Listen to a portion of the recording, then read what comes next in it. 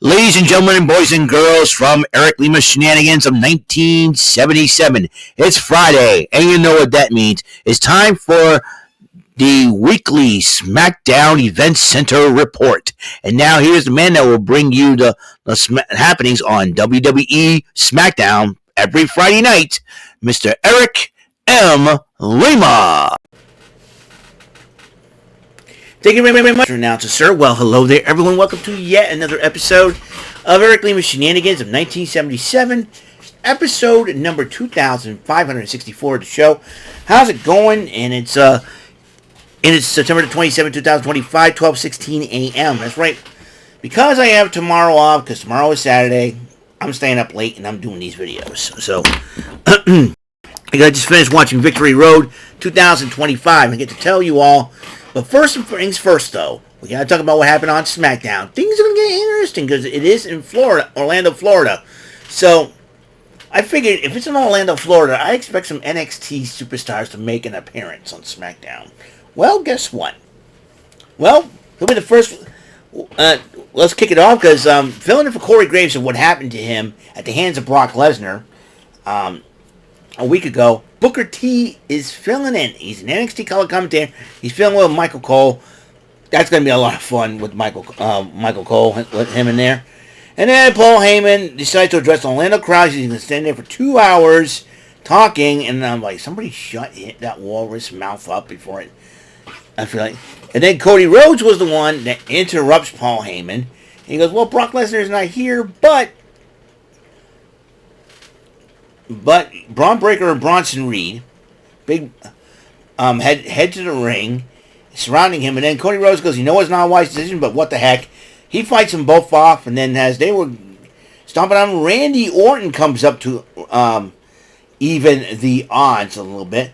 So I think Randy Orton looking at the title and giving it to Cody Rhodes. Maybe those two are going to be going at it down the road again. Who knows? All I know is, if there's a tag team match, you're going to have 3 of the 4 superstars that are generational. Braun Breaker, second generational. Cody Rhodes, second generational. Randy Orton, third generational. Bronson Reed, however, has no relation whatsoever. So, Kathy Kelly interviewed the Street Profits as they were getting as they get back together, and they said that we may have problems. Brothers do that. We fight, but we're going to get back on the same page. We're going to try to become the number 1 contenders again and challenge the Wyatt Six for those tag team titles once again. So in attendance, another gold medalist, Noah Lyles, was in attendance, showing off all his medals and having a good time in Orlando watching SmackDown. And the tag team number 1 contenders match, the Street Profits versus Mello Don't Miz. That's the Miz and Carmelo Hayes. And it was a heck of a match, but it seems like the Miz's ego has really once again cost his team. Because Miz tagged himself in when Carmelo Hayes went to go for a finisher. It looks like Carmelo Hayes is sick and tired of having the Miz. And I don't blame Carmelo Hayes. Carmelo Hayes is a hard-working dude. He can do it. He can do it on his own. He doesn't need the Miz's help. I think the Miz is desperate to get back into the spotlight. He'll do whatever it takes, including using a young talent like Carmelo Hayes. Miz, look it, bro. You're a 2-time Grand Slam champion. You got a hot wife. You got 2 wonderful daughters, dude. You have it all. I don't think you let Carmelo Hayes have the spotlight, dude. And you blew it. And now, the Street Profits are once again the number 1 contenders, and then sitting at ringside on top of the announce table before Michael Cole and Booker T had to put up with it, was the Wyatt Six, Joe Gacy, Dexter Lumis, the tag champs, along with Eric Rowan and Nikki Cross. No Uncle Howdy, a.k.a. Bo Dallas, isn't anywhere to be seen, but they're looking at a shot. Will it happen at Crown Jewel? We'll find out for sure. By the way, Crown Jewel is going to be at 8 o'clock in the morning because they're going to be in Australia. Since I have Saturdays off now, I can wake up a little early to get that ready to watch some wrestling. You know, imagine that. You just pull up a chair, get some cereal from Fruity Pebbles and stuff like that, and say, "Hey, what are you doing? Good morning. I'm watching wrestling. Wrestling Saturday morning wrestling, man." If you don't, the Saturday morning cartoons, hey, I'm going to watch wrestling. You know, why the heck not? You know, wrestling should be on Saturday afternoons when I was, back in the day when I was younger. You kidding me? Was it Superstars was on Saturdays, and on Sundays was Wrestling Challenge, and that Sunday afternoons Wrestling Challenge. I remember that. I remember in my old house in the West End, New Bedford, I used to, in the cellar. I don't have my own room back then in the cellar, but I did my, you know what I mean. Before I moved here, like in the early 90s, before I moved here, around, was it 92, 93, 1993, I used to have my own private, small TV down in the cellar. And I used to get, I don't have cable, didn't have cable with it at the time. And I used to get, the syndication, Fox Channel 25 aired wrestling Saturday afternoon, Superstars, and Sunday afternoons Wrestling Challenge. I tried watching those. Man, I used to listen to the Red Sox games on the radio back in the day. Speaking of the Red Sox, and before I go on, and when I talk about, speaking of the Red Sox, congratulations. They beat the Detroit Tigers, walking it off in the bottom of the ninth, thanks to Ceddanne Rafaela's extra base hit, probably a game-winning triple, scoring Romy Gonzalez. They are going to the playoffs. But I don't think that's enough to become Eastern Division champions, because with the loss to the Blue Jays may have cemented themselves as Eastern Division champs, but they're tied with the Yankees for first place. Red Sox end up, was it 2.5 games out? Wait, 2.5 games out. Even if they win out these two games, they'll be unfortunately a half game out and end up not winning division. So they're going to the playoffs though, regardless. So I'm very, very happy for the Red Sox there. So, and I'll talk a little bit more about that.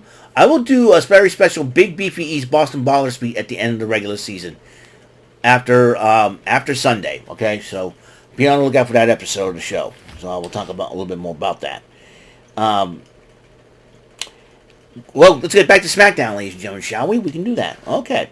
Kathy Kelly interviewed Jade Cargill as she is determined to become the women's undisputed champion in the triple threat match, the main event. Stephanie Vaquer approaches Cargill and said, hey, it could be you and me and Jade Cargill, and says, bet.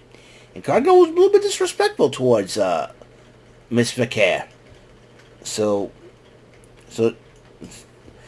we'll see what happens at the main event. Well, women's tag action is Michin and B-Fab went up against the women's United States champion Julia and her associate Kiana James. And it was a heck of a matchup. Julia and Kiana James ends up winning that matchup, continuing her reign. Alexa Bliss and Charlotte Flair were watching the match in the back and talk about it because they are the women's tag team champions. And they were thinking about they could be a threat to the titles, but talking about Julia and Kiana James could be a threat to the titles. But remember I said that they're in Orlando, Florida, could be anybody from NXT could show up? Well, the women's speed champion and North American champion Soruka and Zarya showed up, and Zarya was determined to say, hey, we want the title and belts, and then it seems like Soruka is apologizing. He's not thinking we were talking, and said, we'll be the first in line to get those belts soon. It seems like a lot of tension in between. I think Zarya is a little edgy after what happened this past Tuesday night. So Drew McIntyre comes out, starts running his mouth, blaming everybody for his losses. Nick Aldis was getting sick of it. He came out and said, listen, referee's decision, final. But then Jacob Fatu came out saying the same thing. We're all sick of you complaining. Just shut up and move on and all that. And then Drew McIntyre hit him with a Glasgow kiss headbutt. It ticked off Jacob Fatu.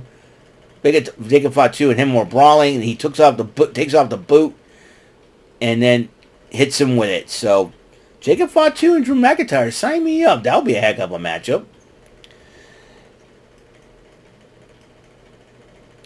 Tiffany Stratton was talking to Stephanie Vaquer, and Stephanie Vaquer said, maybe I'll see you at Crown Jewel.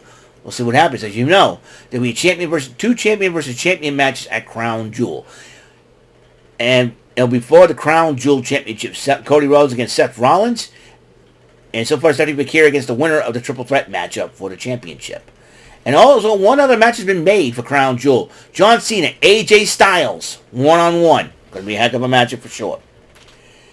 And then Sami Zayn was talking to Rey Fenix about, thank you for the matchup and all. He said it could be anybody from Raw, SmackDown, using the issue challenge, and Orlando, anybody.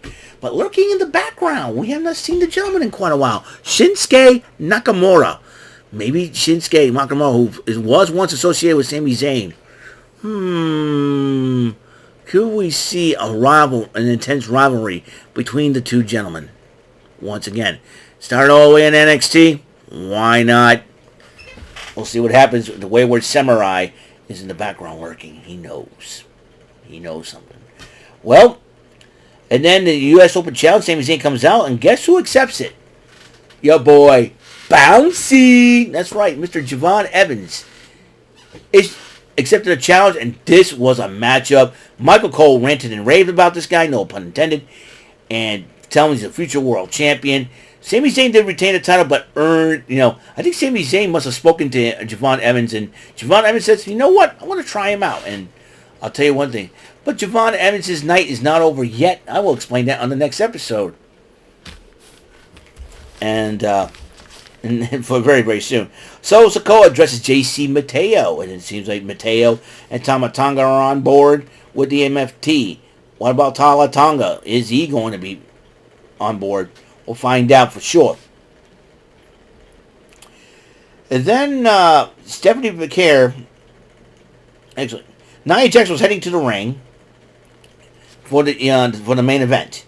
And then Chelsea Green and Alba Fire were trying to get her a job as a slagent, but Nia Jax just ripped up the poster. I'm like, good. I don't think Nia Jax and Chelsea Green will be unbearable. Those two together. Stephanie McCare confronts Jax, says, maybe I'll face you at Crown Jewel. And Nia Jax disrespected her, disses her. I'm like, good luck with that. Anyways. And then Kit Wilson was in a wheelchair with an arm in a sling, confronting Damian Priest about being toxic and all. And then Damian Priest knocks him over. And then he was talking smack, and he turns around. Aleister Black hits him with a black mask. Aleister Black starts talking some smack.